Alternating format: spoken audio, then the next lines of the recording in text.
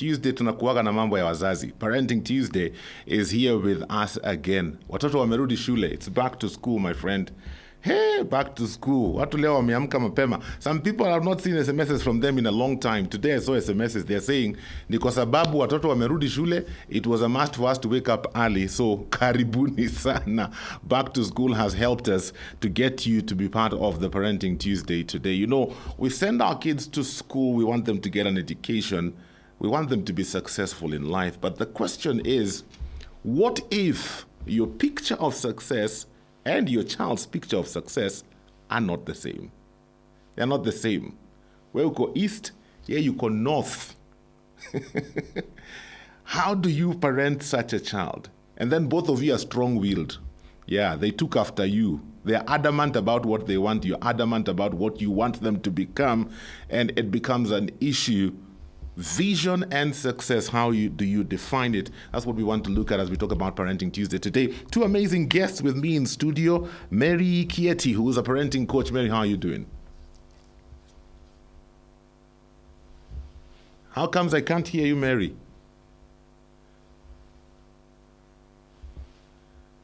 I can't seem to be getting your audio. I also have Sammy Mwangi. Sammy, can you get me? Yeah, I can hear you loud and clear. Yes, I can hear Sammy, but I can't hear you, Mary. There's something wrong with the audio somewhere. Okay, and there now? There you go. Now we can hear you. How are you doing? I'm fine, thank you. I'm happy to be here this morning. Awesome. You like bright things, eh? Can see your background is very bright. Oh, yes. You can tell where I come from. Yes, your future is bright. Yes. Very bright indeed. It is good to have you. Sammy Mwangi, karibu sana. Good to have you on the show today. We had planned on having you a couple of weeks ago, mtandao ikakataa, but today I'm glad all things have worked together for good. Yes, I'm so happy to be here. Mm-hmm. So happy to be joining the conversation. Yes. So let's begin with you, because I think you've experienced part of what we're talking about today, where what you see in your future and what your parents are seeing in your future is different. So what's your story? I always loved arts. Mm-hmm. I always loved art ever since I was young. I always went out for the drama festivals, music festivals. I always became the best.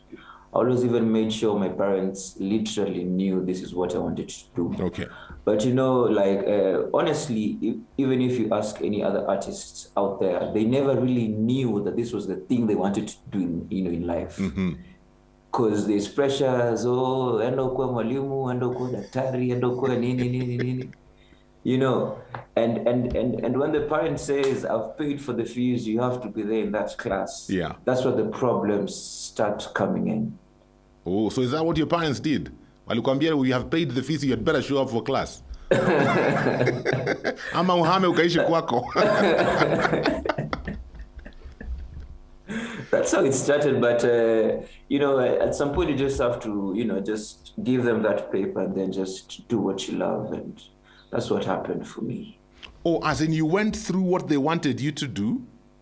Yes. You gave them the certificate, then you went into your heart. Yes. Did they take that kindly? Unfortunately, they had no option. Ooh, I'm trying to imagine if I did that to Mr. Okumu. Would I still be called Okumu? Because they had literally see me struggle, because I was doing pharmacy. Mm-hmm. And in pharmacy, it came to a point that it had to be like almost 6 to 7 hours a day. Wow. Yes, and that's literally when I had started getting small acting gigs. Mm-hmm. I'd skip a class, I'd skip a practical, and when I came back to class, it was messy. And I was literally just trying to explain this to my parents. This is what is happening. This is what is. Wanasema wemaliza tu. So I just thought, let me just get done with this. At least let me make them happy, because they've actually sacrificed a lot for me to be in that school at that time. And so I thought at that time that was the wisest thing to do. Okay. So, sometimes I wonder, Mary, roping you into this conversation, there's a statement there that Sammy has made. You know, you feel like they've sacrificed for me to be here. What do you mean they've sacrificed? Isn't that their responsibility? It is actually a duty. It's a parental duty to sacrifice for Sammy to be where he wants to be. So it's a way of making the child feel guilty because you haven't achieved through them what you want to achieve. Yes. So let's go back to the beginning of this conversation, because for me, I'm looking at it in terms of purpose and success. There's a picture as a parent I have of success, and there's the purpose I have in mind of what my child is supposed to achieve and to become.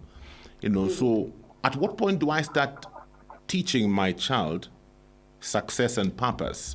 Because the world is also teaching them through what they observe every day, especially in this generation where we have screens everywhere. They're learning something always. So at what point should this conversation begin?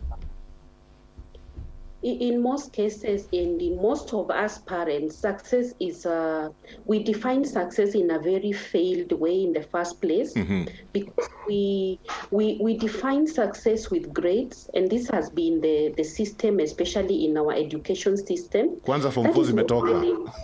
Na zimetoka njana na tumeona kwa gazeti. Kuna mzazi analia mahali, kuna mwingine anasherehekea. It shouldn't be that way. Yeah. We have seen children who have gotten very, very low grades, and they are successful in their own terms. So in most cases, it is us parents who describe success the wrong way. Oh. What do I mean? Because when your child does not get that straight A in KCSE that was announced yesterday, you feel like you are a failure. Yeah. Even as a parent, what did you score yourself? You know?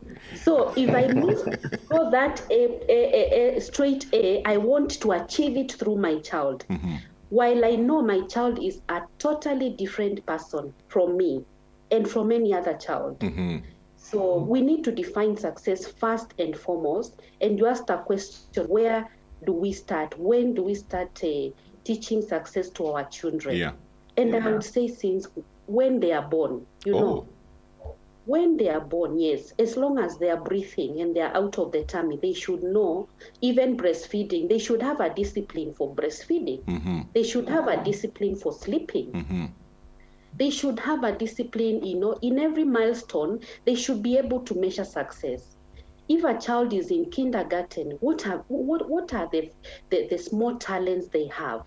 And this success should be measured with every milestone of a child. We should not sum it up with KCSE results or the degree the child gets from the university. Yeah. That will be totally wrong. Okay. I'm just wondering, Sammy, so have your parents gotten to that place where they have actually embraced the fact that you are an artist? At first, it wasn't easy, honestly, you know. But as time went by, it just, you know, it's like for me, walifika mahali they just had to embrace it because it's all I wanted to do, and they actually knew it from my days back in, you know, in school and whatnot. So I can say, maji ilikuwa imeshamwagika. Like there was no turning back. They had no other option than to accept. They had no other option. The reason I'm asking you that is because I've even had Churchill say several times that sometimes when he goes back home, his mother asks, kama ashapata kazi. And he's not the only comedian. I've even had international comedians saying the same thing, that their mothers and their fathers keep asking them, so when are you going to get a real job? Because they look at what you're doing and they're thinking, this is not a job. So according to you, Sammy, what is success in your eyes? What is success? I'd say success for me would be to inspire kids out there that you don't necessarily have to be that much of a big lawyer in this country, that much of a big politician or a big doctor for you to change lives, you know, for you to inspire lives. my biggest dream has to be that I can inspire a kid down there in the ghetto of Nigeria, down there in the ghetto of, in Kibra, and I can make them feel that art can still make you change the world. You don't have to be a doctor, but if you can be a doctor, it's fine. Yeah. Okay. Yeah. So you're big on inspiring the next generation. That's what drives you. I'm big. Yeah, that's what drives me, 100%. Okay, that's interesting. Mary, I was thinking about this the other day, and we are cultured according to our generations, and generations come and generations go. For me, when I was growing up, when I was in high school, getting ready to go to college, become a banker, kama masomo imekubali, become a doctor, become an architect. Those were nice things. I remember when I was in primary school, every lady did secretarial. If you are not doing secretarial, you have no idea where you're going in your life. Why aren't you doing secretarial? Yeah, and then after secretarial, they came the computer courses. Oh my goodness. You're doing packages. How many packages have you done? And you felt like you've gone to heaven and come down because you've done several packages. Nowadays, I don't even hear people going to do packages. I don't know whether people are born knowing packages, but I'm saying all that to ask the question, could it be that we try and drive our children into what we know in our generation as being successful, forgetting that their generation is different? Yes, that is very true, James, because you realize, like you have rightly mentioned, we are from a system. And that system that operated in our generation is what is driving us today. We are very, very unwelcoming of new change. We don't like change. So we stick to what we know, what works best for us. So if typewriting is what worked for my mother, I was born in the age of, packages. Yes. I did all of them. Yes. And I have a very nice certificate to show. So right now, all my children, they are better. They are better in computers than I am. They have not gone to any college to do packaging. So you can only imagine if I'm telling my daughter to do secretarial, she'll wonder, Mom, what is that? Yeah. So I can't even bring up such a topic right now. So for us parents, we have to, operate in our generation, yes, but we have to also accommodate the generation of our children. Our children, because times have really changed, James. I'll tell you for a fact that the phones we have today, it's like a complete computer. Yes. And most of our children have been exposed to these gadgets. So we have to move from our generation and accommodate their generation, because even the way they think today is not the way I thought when I was 14 years, like my daughter. Very true. The challenges are different in each generation. The opportunities, the challenges, they are different in every generation. Okay. We are talking about parenting today on Parenting Tuesday, looking at success and vision and asking this simple question: what does success look like to you?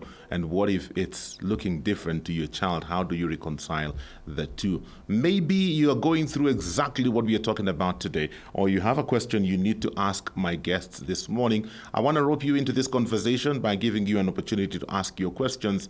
SMS line is 20316. WhatsApp number is 0786 316 316. Also, if you have a story to share, maybe you are like Sammy. You went to class, you did the course, you brought the certificate, you handed it to Mzee, and you said, Mzee, I've done it. Hallelujah. Can I now do what I wanted to do? Share how it went down. What's your definition of success? What if your definition of success and that of your child differ? How do you parent a child like that? We have Mary Kieti, who's a parenting coach, and Sammy Mwangi, who's sharing his story with us. Thank you for the conversations via SMS. Let me read some of the SMSs coming in. My good friend, Reverend Bernard Warui, how are you doing today? You say, I feel parents ought to appraise themselves and seek knowledge on different career options. That ensures they give well-informed guidance and also are able to understand what their children are talking about. Many will argue from what they heard also happening in society or think will fulfill them and not their children. And you say the other area that is key now is how they handle kids who did not perform as expected. That's a good one, and we'll talk about that one shortly. I have another message here. Where is it? From Liz Wamboi. Liz Wamboi says almost something similar. So high time for the parents to start adapting the life of today. I can imagine taking my child to go and study what I want. And then next time he or she tells me now it's time for her or for him to do what they love the most. I think we should nurture our children when they are still young to know what they want to go and what they want to do. Thank you so much, Liz, for that. There's something that Reverend Bernard mentioned, and we are in that season right now where exams have just come out. We celebrate the A's and the B's. They're all over the place, newspapers, social media. Parents are parading their children, but there are those who didn't get what the parents thought that they were supposed to get or what they expected. And you have this big dream for your child and you want them to go in a particular way, but masomo imekata, marks imekata. As a parent, how do you deal with that situation, Mary? How do you build from there? How do you ensure your child's self-esteem is not destroyed? Like I said before, we cannot just sum up failure by an exam, one single exam. When you look at the results of this child who you feel has not performed well, you will spot a subject that they have done well. They may not have done so well as you expected, but they have a pass mark. Why can't you celebrate that? When you sit down with your child and you listen to your child and what they have a passion for, you will realize that probably their passion was not in those academics. They have something, a talent like Sammy is talking about. Why don't you empower this child to improve what they have passion for? Yeah. Because like I'm saying that it's very dangerous to sum up someone's success with one single exam. It is very dangerous because I'm telling you, God created us in his own image. And there's something good about this child. You just need to look very closely. You just need to listen out. You just need to be involved. Most of us parents, we are at the fence, looking at how our children will perform. Yeah. We are not involved at all. If you are involved, you will know where the strengths of your child lies, and you can actually make this child improve their strength and work on it, and it will bring out something very great. That is what I believe. There is no child who is a failure. Very true. None at all. Yes. I do agree with you. Sammy, listen to this comment. Maybe you can chip in on this one. This one says, I'm loving the conversation on success and vision. Jimo, however, I believe we need to strike a balance here because our parents, having brought us up, know our strengths and our weaknesses and are better placed to guide us on suitable courses. And you say from the scripture, we have the example of Rebecca.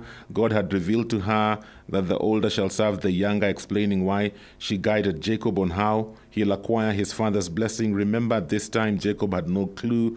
Okay, you go into something else here. But the whole aspect of there needs to be a balance because our parents, having brought us up, know our strengths and our weaknesses and are better placed to guide us on suitable courses. I believe your parents know your strengths and your weaknesses, and that is why they were guiding you in one particular way. So what would you have to say about this?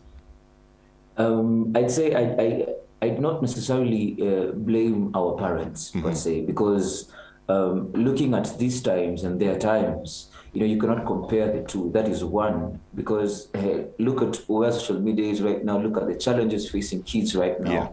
Are totally different to the challenges they faced then. So you cannot necessarily blame, what they want, but I think you can just say it's getting better now because right now parents can actually see where things are headed.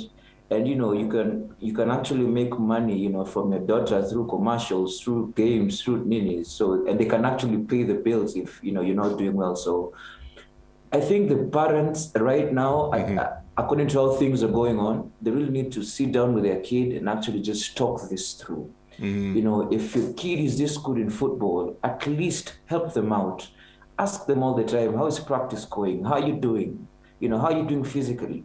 Because maybe when they're 25, they'll be all everyone is talking about. So the parents are literally, they are supposed to support you and guide you and take you in that right direction according to how your heart is and how your heart will be influenced by your parent. Yes.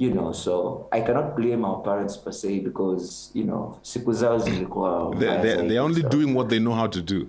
Yeah, no, you do.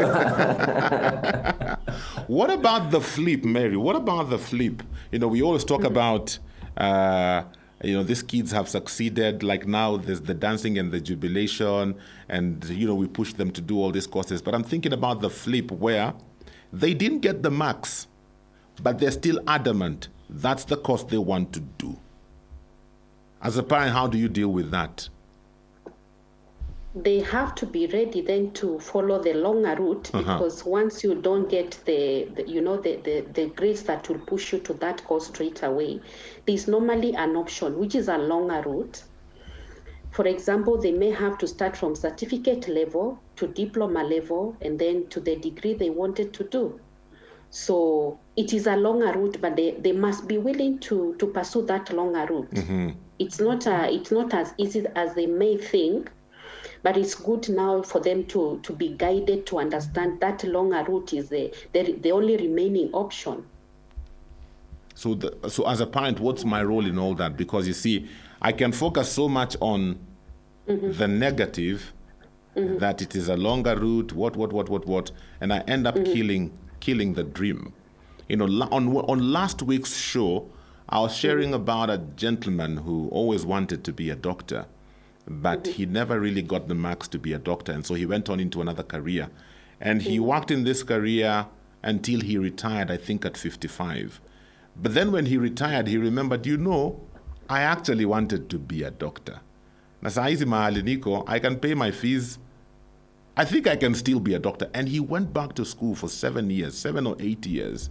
By the time he was getting to 65, he had graduated and he was now a practicing doctor. So what's my role as a parent to ensure that, yes, I communicate that it's a longer route, but also encourage, because along the longer route, just like the children of Israel in the wilderness, my child may get discouraged and they may want to go back to Egypt. What's my role in this journey with my child? Going back to the comment you read from the man of God, he suggested that parents need to have the knowledge on what is available in terms of these courses. It will be good as a parent if you are guiding from a point of knowledge as opposed to a point of, fantasy. If you have the knowledge of what are the options that are there, how can my child move from grade D to be a doctor? Because those options are there, but you need to do your homework as a parent and be ready to support this child every step of the way. They may fail along the way. Yeah. You can use that failure to help them move from failure to success, because failure is not final. So the role of a parent here is to guide, to support, to encourage, and even to praise, to validate. You celebrate the small milestone this child has made. Even by agreeing to pick that longer route, celebrate them. Okay. The small milestones they are making. Validation is a human need. We all need it. And it will propel us to success, even from a point of failure. Okay. I'm just wondering, Sammy, when you made the decision to pursue now your career and your dream in the arts, did your parents support you? Did you go to any school? What exactly did you do, and how did your parents come into this picture? I started off in theater. I remember I was under Heartstrings and Fanaka Arts. Yeah. And as I was starting out with the theater shows, it always collided with my classes. So that was where my parents started noticing that things are not going very well.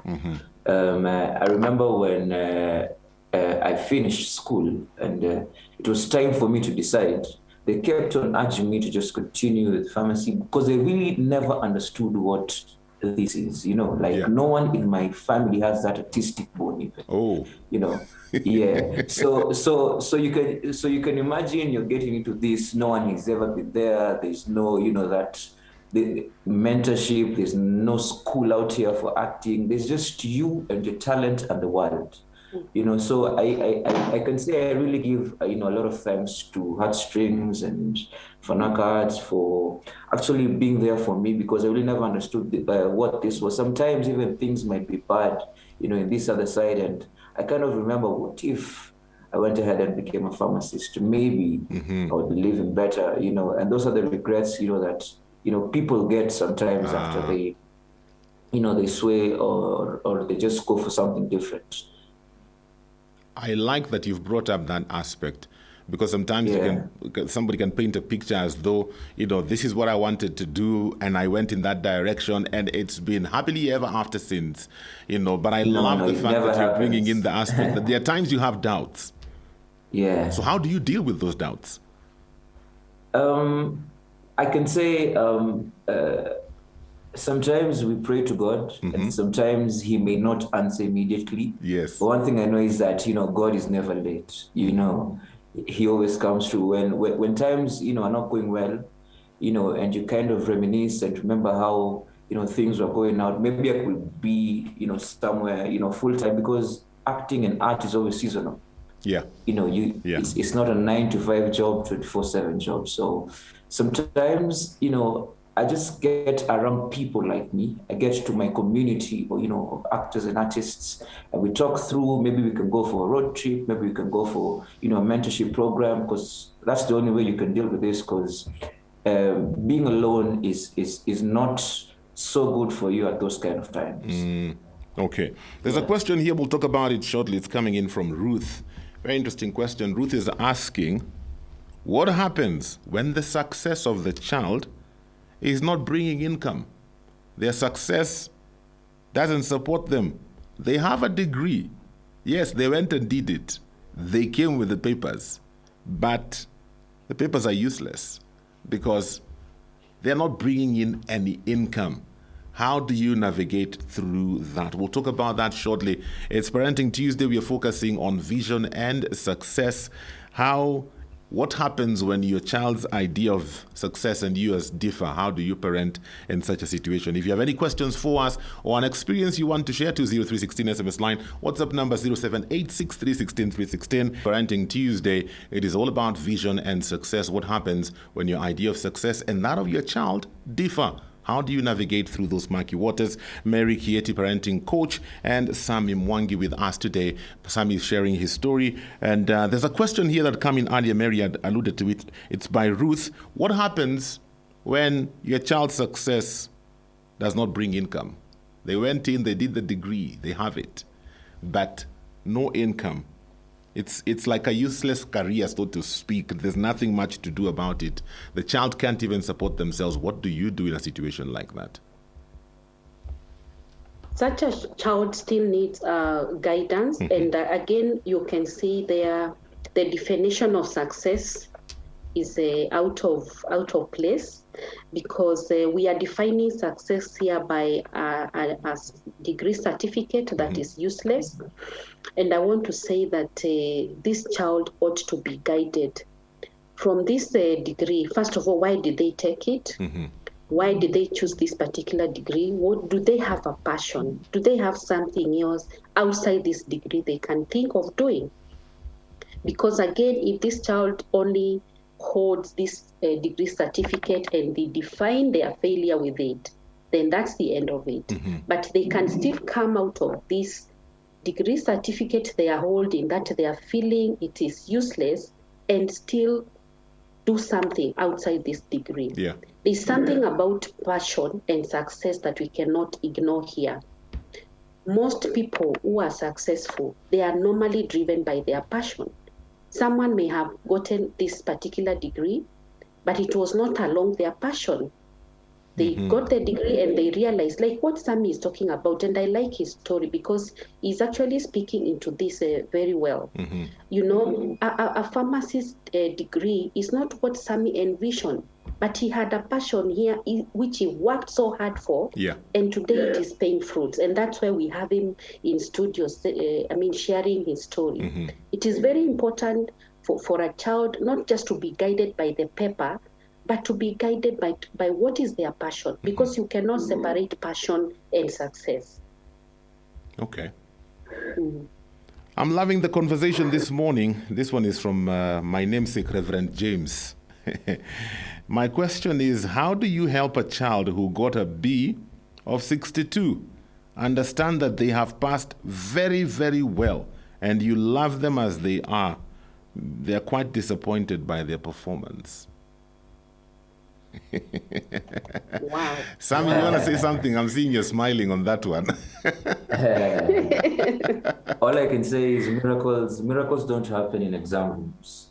Kwa hivyo kama ukusoma shauri yako.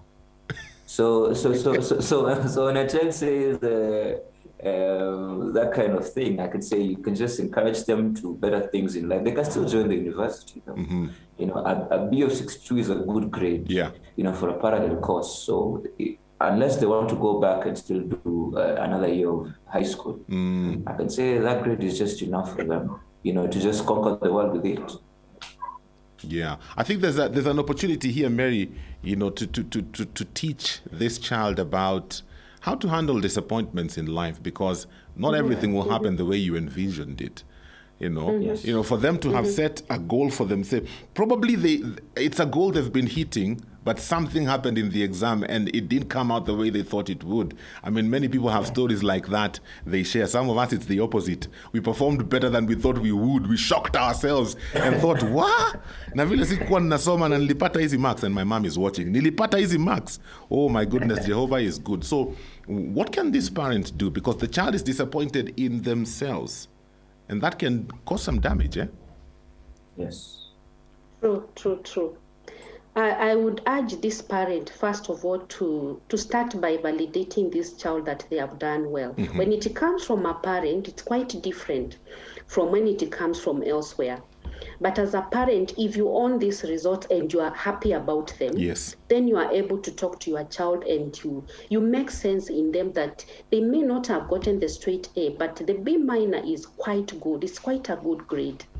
And then from the point where you are talking from information, what a B minor can give you, you know, in terms of degree and what options are there. You also need to have knowledge how to guide this child to, you know, to know that they can still progress to the next level, even with this grade. Yeah.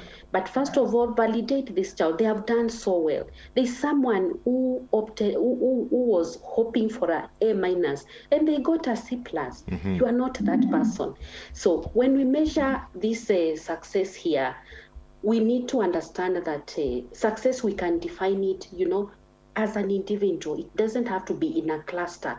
We can define it as an individual, and you say, my child has gotten this, you know, in each subject, and I'm very happy about the grades they have gotten.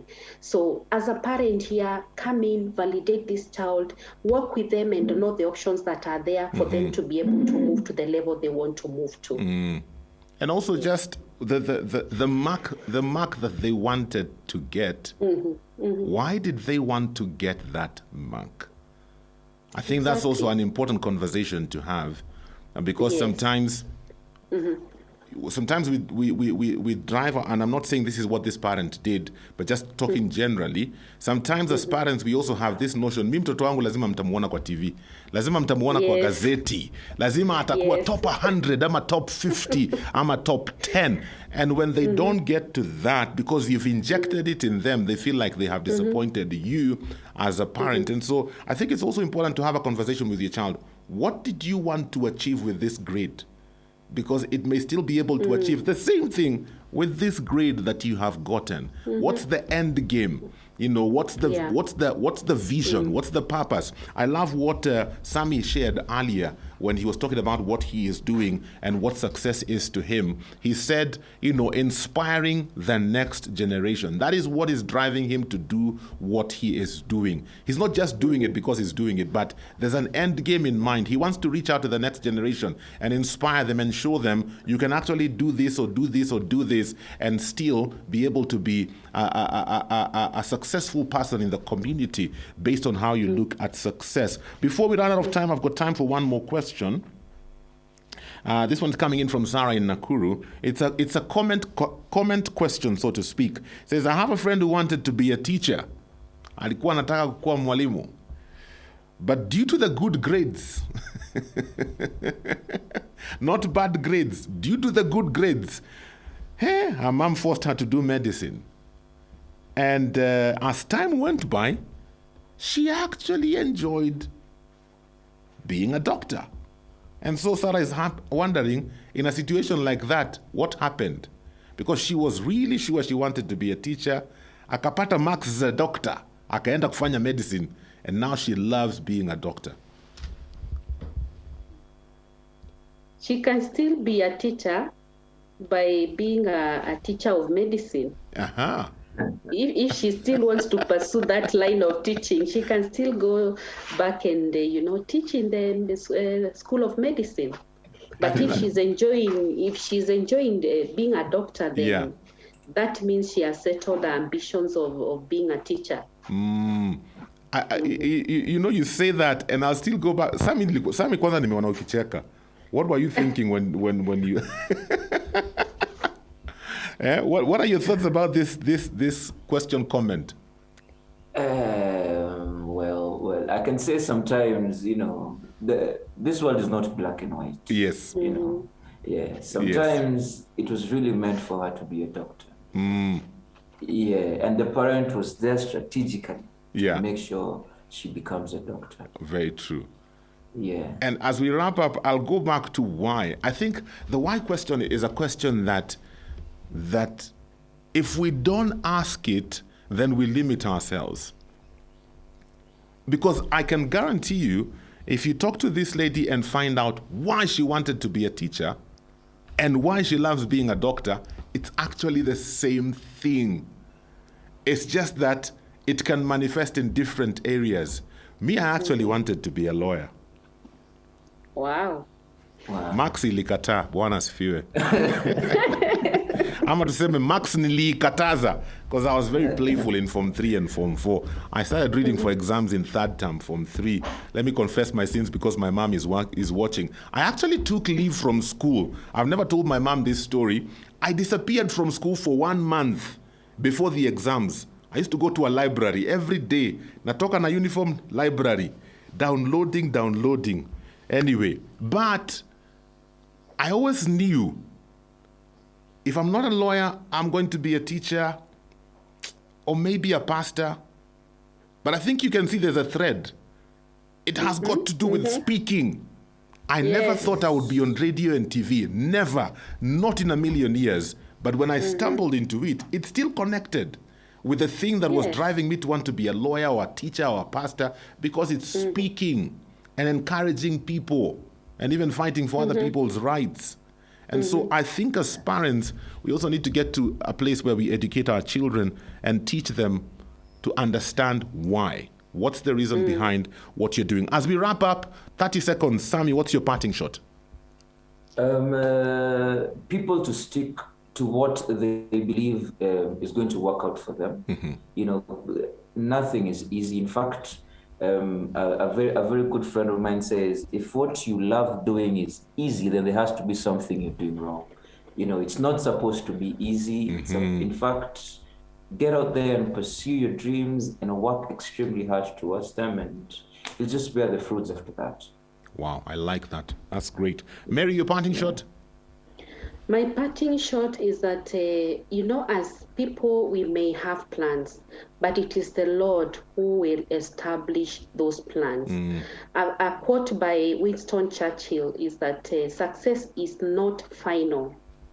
Failure is not fatal. Yes. It is the courage to continue that counts. Wow. I like that. Sammy Mwangi, Mary Kieti, thank you so much for availing yourselves today. I've enjoyed this conversation. Wazazi, I hope you've gained something from Sammy's testimony and also Mary's wisdom. Let's sit down with our children. Let's find out what they're passionate about, which direction they think they want to go, and let's work with them and guide them. Because sometimes, they may have a passion for something, but they need to be directed even where that passion is concerned, because you're older, you have experience. So let's not dismiss them. Let's sit down with them and guide them even into that which God would like for them to become. That's all the time I have for Parenting Tuesday today. God willing, we'll hook up again next week for another beautiful discussion where matters parenting is concerned. Have a great day. For this and more of our shows, log on to www.familymediaonline.com to enjoy a wide variety of programs from current affairs to testimonials and features, pastoral and inspirational shows, kids entertainment, and so much more. Also stream live on www.familymedia.tv.